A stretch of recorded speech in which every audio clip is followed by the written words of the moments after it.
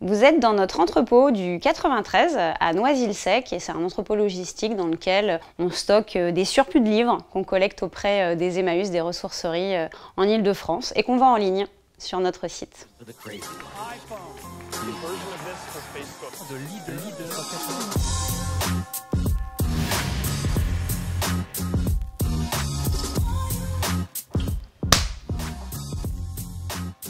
Label Emmaüs, c'est le prolongement en ligne d'Emmaüs. C'est un bric-à-brac géant, labelemmaüs.co. Vous pouvez acheter solidaire et c'est une plateforme de dons en ligne, trema.co, où vous pouvez donner des produits pour la solidarité.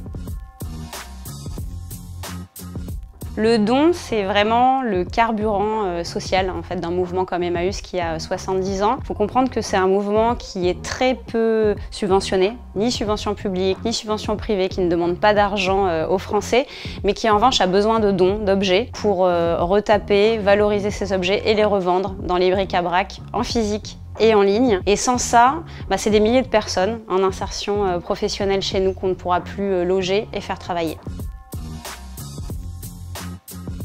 Les dons, ils ont évolué forcément à la baisse, surtout en termes de qualité ces dernières années. Ça, c'est lié à l'obsolescence programmée, la fast fashion, évidemment, mais aussi parce qu'il y a aujourd'hui des plateformes numériques de seconde main qui font une concurrence assez sauvage à des acteurs solidaires comme Emmaüs, mais pas que, aussi la Croix-Rouge, le Secours populaire, le Secours catholique. C'est tellement facile aujourd'hui de vendre en ligne sur Vinted ou Le Bon Coin qu'on en oublie de donner.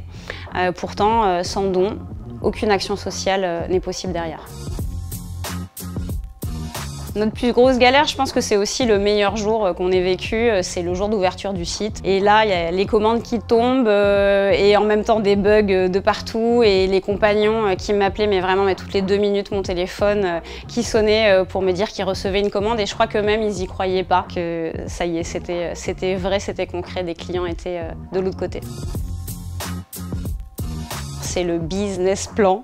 Moi, j'ai toujours un business plan à 5-6 ans que je remets à jour, mais toutes les semaines, je pense. C'est ma boussole et sans ça, je pense que j'aurais été vraiment prise par des doutes un paquet de fois. Et là, j'avais ma vision et je m'y suis accrochée.